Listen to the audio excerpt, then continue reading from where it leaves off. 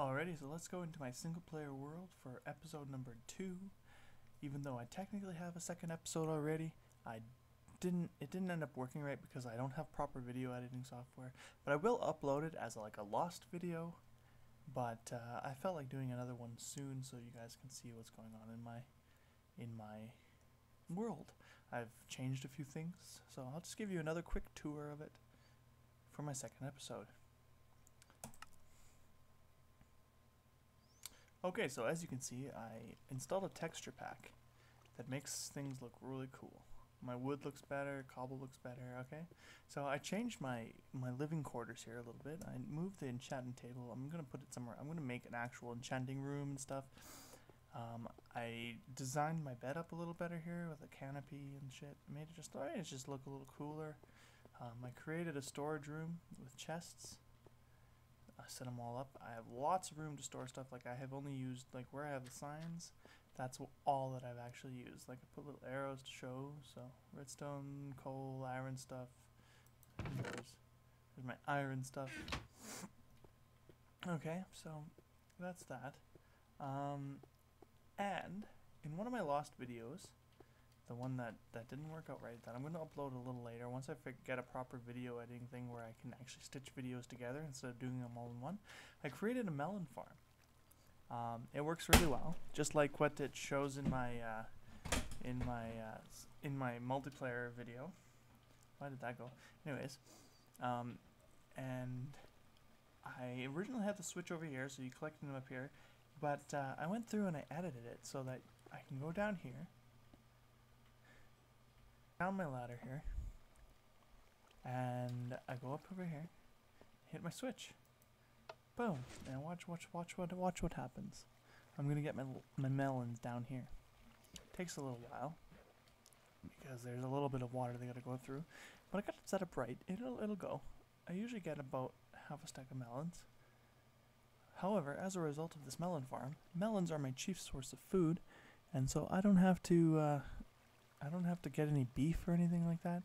If I'm hungry, I just eat some melons, and there we go. And I got so many that I never have to worry about them running out. Okay, let's see here. My melons have arrived, and that's all. Oh, there's some more of them. Okay, so I didn't get very many at this moment in time, just because not very many melons had grown since the last time I harvested. Because when you exit your single player, it's paused, right? It's not like the multiplayer where other people are online and all that. But see how it's in harvest mode.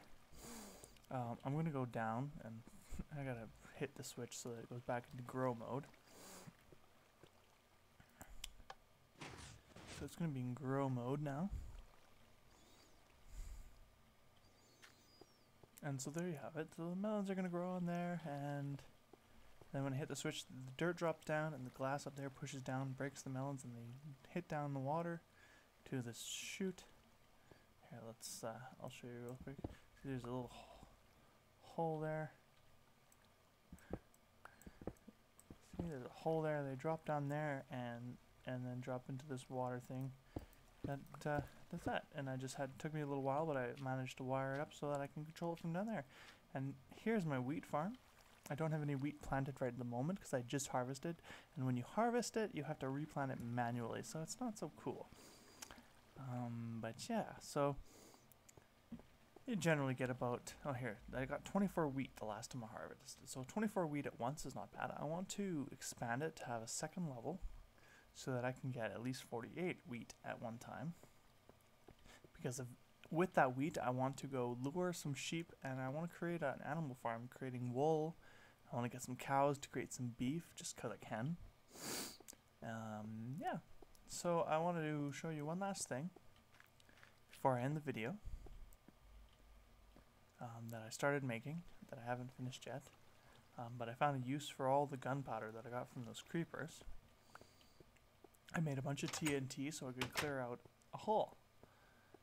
Let's see if I have any mobs here. No mobs. Okay. So I created it over here because it's more of a workshop. So I created this gigantic room. What's it going to be, you wonder? Well, what it's going to be is a tree farm. Is what it's going to be. I want to I have a bunch of birch saplings. You can't see them right now, but a bunch of birch saplings in my storage. I want to plant some birch trees because they just grow straight and I'll be able to do them quick. But I want to create some water channels to push, like, so when I cut down the tree, any seed saplings and apples that fall will push towards me over here, and then I just go down in here and I collect them all. So I don't have to run around and shit like that. Yeah, I still have to manually chop the trees, of course, but I won't have to run all over the place. I can just kind of leave them after I chop them, come back 10 minutes later and collect all the stuff. So yeah. Oh, one last thing. One of my next projects is going to be a Nether Portal, because I want to go to the Nether and get stuff from there.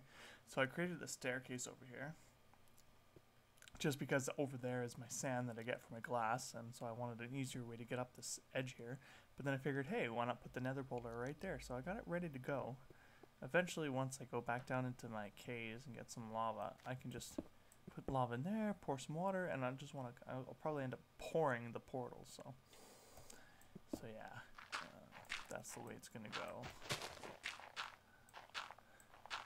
But yeah, so that's how things are there. I'll upload another video soon where I'll create the Nether Portal and the tree farm, because I use a lot of wood, so I need trees. But yeah, so that's the way things are in my world right now. I shall see you next video.